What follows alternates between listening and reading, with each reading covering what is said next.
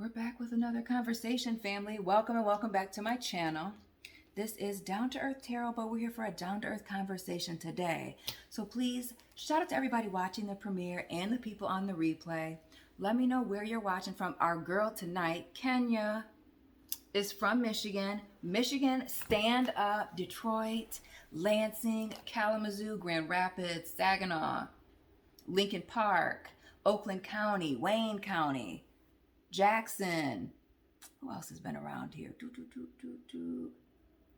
Traverse City's been on the board. Listen, wherever it is that you're watching from, drop your city, your state, your country, your flag. If you want to share your story or your situation, the email for that is down below. So please send me an email there. Be careful which email you're sending it to.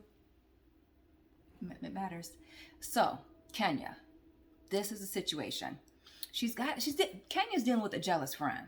She recently had to cut somebody off and deciding whether or not she should be making new friends. Is this really what she wants to do? So, numero uno of example of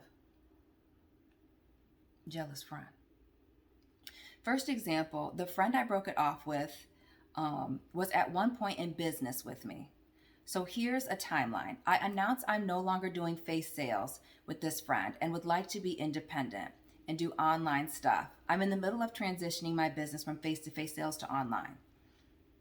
Okay, perfect. So basically, I've let this person know that I want to go on my own, do my own thing, and you've been just busy transitioning. Now, anybody that has a business knows exactly how crazy and wild that is. And people that don't, that are thinking about having businesses, you'll find out. So you're busy, you're overwhelmed, and your time is sparse. With the revamp, my friends are important to me as well. So I say, all right to the movie. Oh,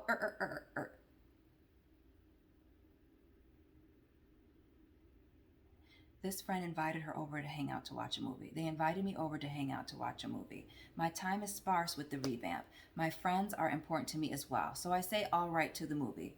This friend has said there can't be any talking during movies or shows. I do this. Because they can't follow along with the movie and convo. Spoiler alert, that ain't why they do that. I don't want to hear you. She didn't want to hear you talking. She just wanted your presence there. Which that's chill, she says. Except this last time I realized while we were hanging out, I'm watching the movie and they are working on their own projects and we aren't talking at all.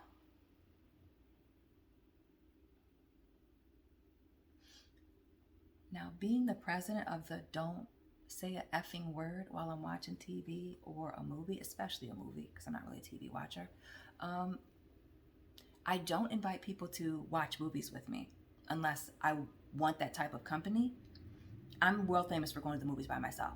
Like, oh, you said you want to see that movie? I did. Just because I mentioned to doesn't mean I want to go with you. I'm going to go by myself. I'm going to get all the snacks and I'm going to have a nice little time by myself. The fact that she invited you over, it's very hostile. Just come over and sit. Okay.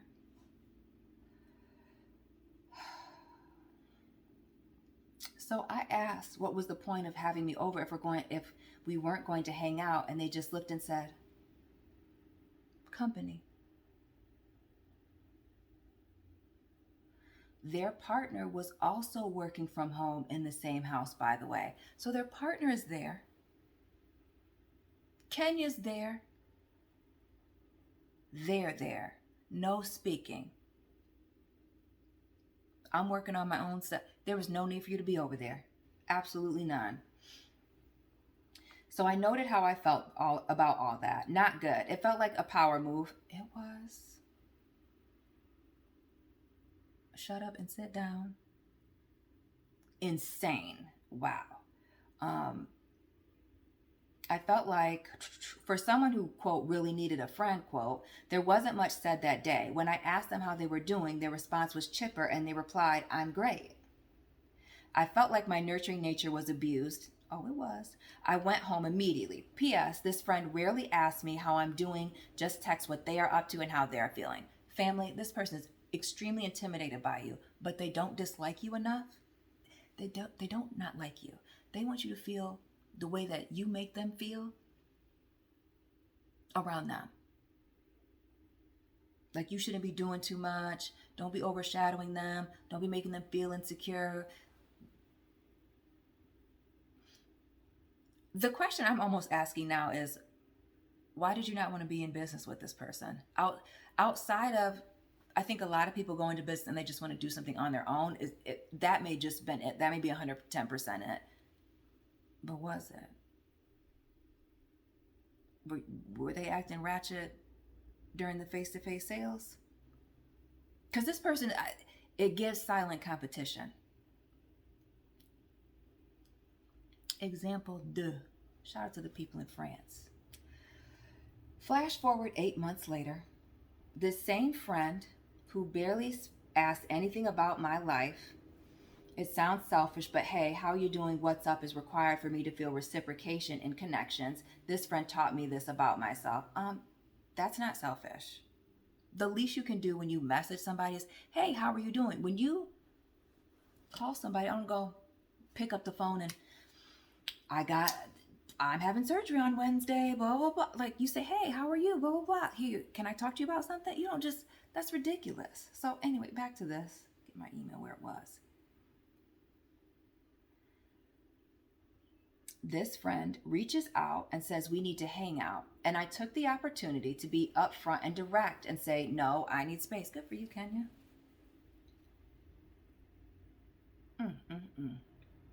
I explained how I was feeling. It was over text. I was emotional about it, and the text was long. I poured my heart out. Their response to my feelings was a single emoji, family.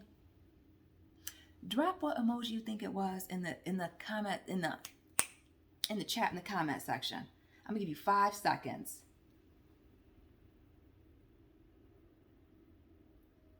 A damn raccoon.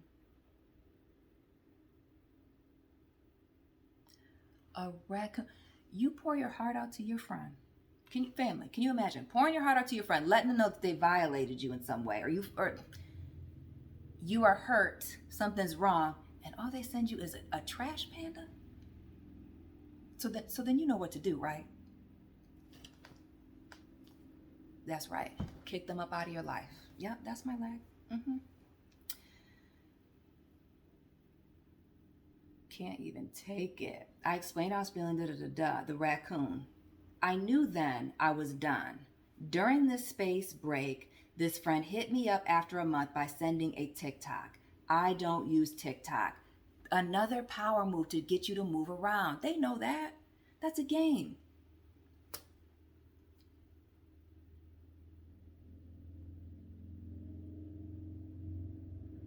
I've had a friend do that too.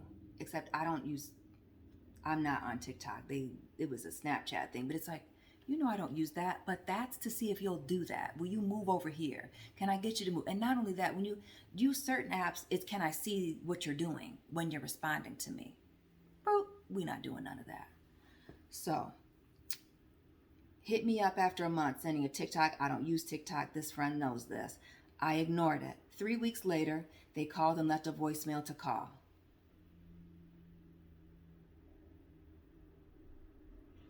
They sounded upset. I care about this human. I call them back. Kenya, you a real one. And that's why she's doing that. Background, this friend had been attacked by a dog. Raccoons gotta watch out. It left some wounds and was traumatic to this friend. It was traumatic. It was traumatic for her. She wanted you to know. She wanted you to acknowledge that something was traumatic for her, that she was going through a hard time. This bun is heavy. Excuse me. I'm whipping my head around.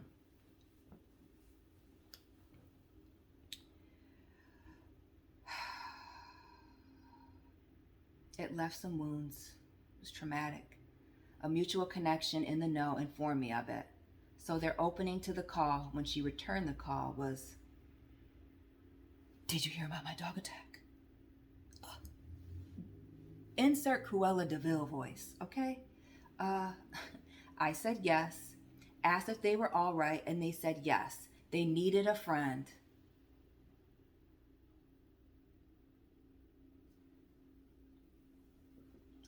A mutual connection in the know. They needed a friend. Sorry. This friend has many other friends, clearly, because they go 3 weeks without talking to you. I listened, and when they asked me to hang out, I expressed I wasn't ready and still needed space, and to please respect that. They kept messaging me. Okay. The bugaboo won't go away now. So now we went from raccoon silence to blowing you up. Mm, mm, mm. I broke it off officially with a "we are done being friends" text. You literally had to break up with this person like a lover. Last time I heard from them, they accidentally butt dialed me. Nobody accidentally butt dials anybody in 2023. They dialed you on purpose, hoping that you would listen, say something crazy, maybe even listen to what ridiculous things they were saying. When I called back asking who it was, because she had deleted the number, she says, they hung up and sent a nasty text about how I was breaking their heart for no reason. I responded with a, "All right, thank you." Can you give him the "all right, thank you"? Boo boo the fool. FUKYOU. We're going to leave the C out because you wouldn't see her, I guess. Since this friend is no longer in my life, I have more energy and creative thoughts. I have more time to create. I feel better about myself overall, and my money picked up. So the original question was, should she forego friends altogether? She's looking on building her business. She's got 3 children. She's divorced. They live overseas with her ex-husband. And that's like the driving force behind her doing all of these things, wanting to work and spend all this time with her business and like let go of some of the friends. My suggestion is find friends that are doing similar things to you, that are working their businesses, trying to have businesses grow. I'll be trying to, and this is something I'm actually doing right now, a terrible job at, but I'm working on it. Networking with people locally, like finding people around that are doing the same things, that have businesses that are looking to grow. Maybe you'll find out other ways that you can market yourself, other things that you're doing that somebody else isn't doing. You could be teaching somebody else, learning from other people. When you're around other people that are moving in the same direction, even if you're doing different things, you're still going to learn and grow. You're not growing from this person. This person isn't bringing anything to the table. They are looking for you to fill them up. Because clearly there's this disdain or this hostility here, this weird, we'll call it weirdness, jealousy, but they don't want to not be around you. This is why you have to block certain people. When certain people show you that they're one over the cuckoo's nest, you have to leave them alone. That's not your job to fix them. You can't fix somebody who's got a problem with themselves. That's an insecurity thing.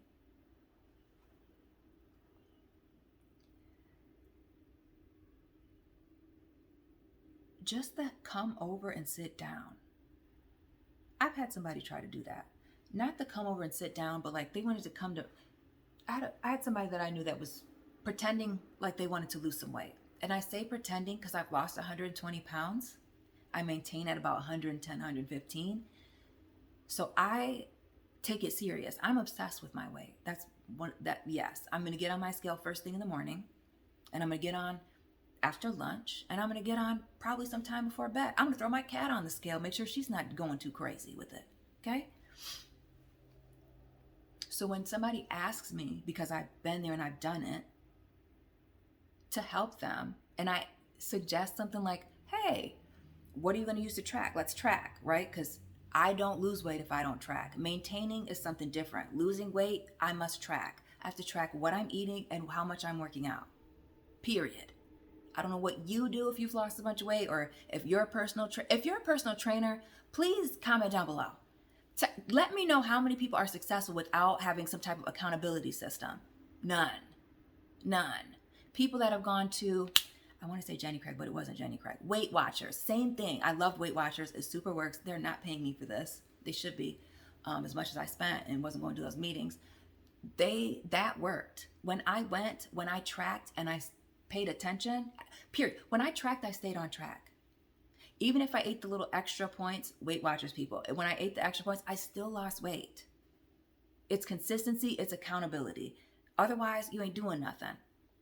She, so we ask about I ask about tracking.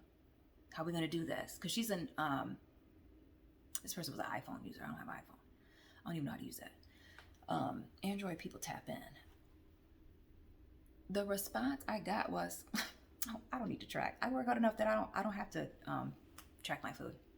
It doesn't matter. You work out so much it doesn't matter what you eat. You need to share that program with the world. That in that moment, I clocked it, never addressed it, because I'm gonna let her live in that. Okay, that's not for me, because it's serious for me. So why am I? This person isn't for real. I'm telling you, you have to track. Okay, cool, whatever. Done. That was forever ago. But what happened much later, maybe a year and some change later, was a situation where they were again pretending to be on this health kick. Yes, pretending. And shot me a text message talking about the next time I come over, let's do veggies and salad instead of pizza. I've never asked somebody to not eat something around me or to provide certain food for me when I come over so that I don't have to worry about my own lack of discipline. I'm going to just put it on you. Now, 24 to 48 hours prior to sending this ridiculous ass text message to my phone was a social media post of this person eating a McDonald's McChicken. Now, classic. They get a little passive aggressive with the mayo on it, but they were eating a McChicken,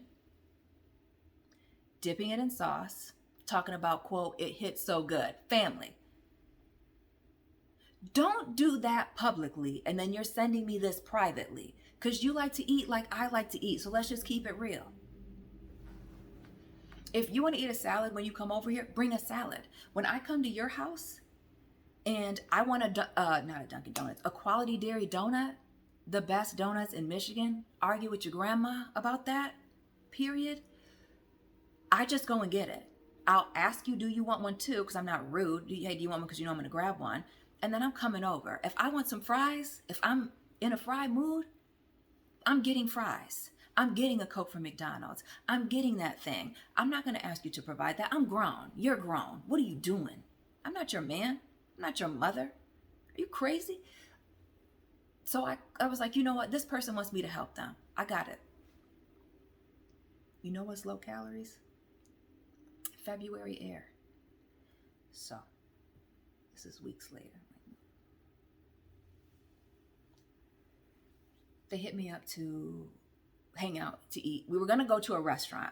This particular day, I wasn't hungry when they had asked me to come out. So I was like, hey, I'm not really hungry. I'm doing some things around my house. I'm going to stay at home. You're more than welcome to come over. But I'm not hungry. I'm not eating. Cool.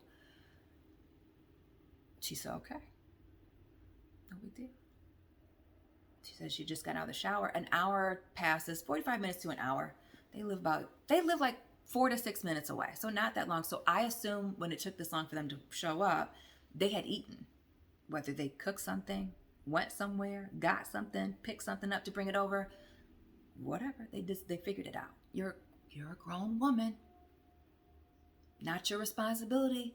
Marmar's got no kids. You might see me with some kids, somebody else's kids. They're not mine. If somebody says they have a kid with me, they're lying.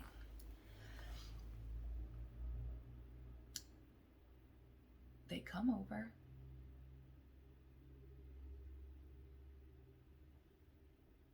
They had an hour to figure it out, family. They come over. You know, they mentioned food 3-4 times. Talking about, what do you want to eat? Girl, I don't got no food. You knew that before I came over. I had to go grocery shopping that day. So I don't have food. If you want to order something, you can. I'm not really eating. Figure it out. I'm telling you, this person wanted me to order food or for us to go out and get something. I'm not doing that. I already explained that. No. Then I'm giving this person good news about we were exchanging stuff, talking. When I tell you that this person was pissed, you could see it in their face, pissed off, disgusted, couldn't even hide the fact that they were angry at the fact that I was having good things happen. I mean, this person looked like they were about to cry when I said Patreon reached out. Cried. Like, oh. And then they had the audacity to not really try to acknowledge what I had just said about me. Even though I had heard them talk for about 10 minutes, 15, more like 15, 20 about themselves and everything that was going on with them. They want to try and cut me off. In my house, that's crazy. And let me tell you something. If you cut me off when I'm speaking, because I don't really speak much. I'm a quiet person. So like, you're just being rude. You can cut me off. I'm going to cut you up.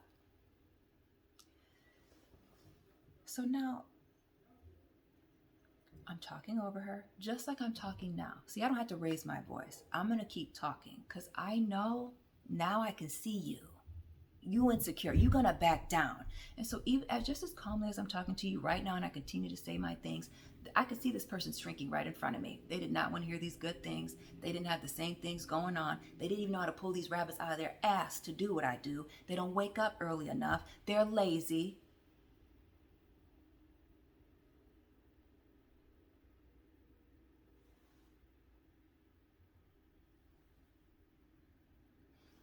I don't have room for people like that. My best friend told her the same news. My girl didn't even know what the hell Patreon was, but she was excited. Had my godchildren excited. Everybody was, and they asked me, well, what is that? Right, that's what people that want to see you and people that look, that's what they do. That's what they do. My friend got a job, didn't know what it was, didn't know exactly what it was, but the fact that she got something new, amen. Let's raise it up. Let's celebrate all these things. Not a why. Oh, well, sounds like you got everything all figured out.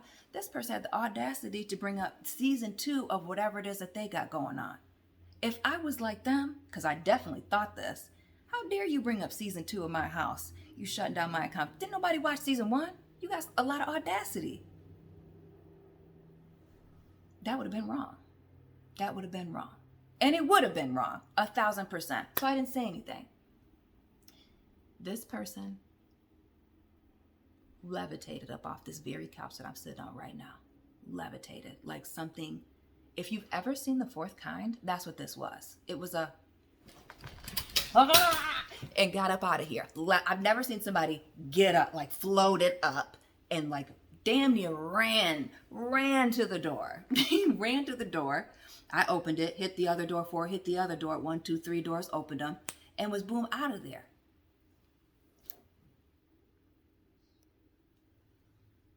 I blocked that person so damn fast. It wasn't even funny. There's no reason to have people like that around you. Your growth is a threat to them. Your growth is a smack in the face to this person. The fact that this individual was in a silent competition with me when they could have been asking me questions on how to grow their social media, not that I'm an expert, but I got 42,000 people to sign up in a year. Consistency matters. What you're putting out matters. How does it sound? I would have been asking somebody like me questions if that was the deal. I wouldn't be competing like silently. Like what is that about? That's nonsense. It's silly. So your girls, it's a no. You don't need friends like that. But what you do need are friends that are doing the same types of things that you're doing. Because those friends that are willing to help you, that are moving in the same way, they don't have time for that drama. These are the people that are going to help you with your business. When they meet somebody on the street, oh, they have your business card, your number. Hey, there's this person that I know. They're the people that are going to put you on. A stranger will put you on before your own people. Believe that. So, move, Kenya. You're finding some new friends. You're finding some new business friends. You're going to be going to more conventions. You're going to be signing up for some more webinars, getting into some nice Facebook groups, and meeting other people, asking some groups maybe locally on social media to find out who's doing similar things. Where are your chamber of commerce and things like that? These are things that I would be doing. I wouldn't say no friends because you need people in your corner, but people like this, you know the shady folks. Once you see them being shady, leave them alone. If anything, once she pulled that stunt with the raccoon, that should have been it. So, anyway. Kenya, You're better off without her. Anybody else who's got another situation, go ahead, let me know, submit it down. You have the email in the description box. Let me know about a time where you had a shady friend in your situation down below in the comment section. Please hit the like button, subscribe, join the membership family, find me on Instagram, and Down to Earth Tarot family. I'll be tapping in with you very soon. Keep it real.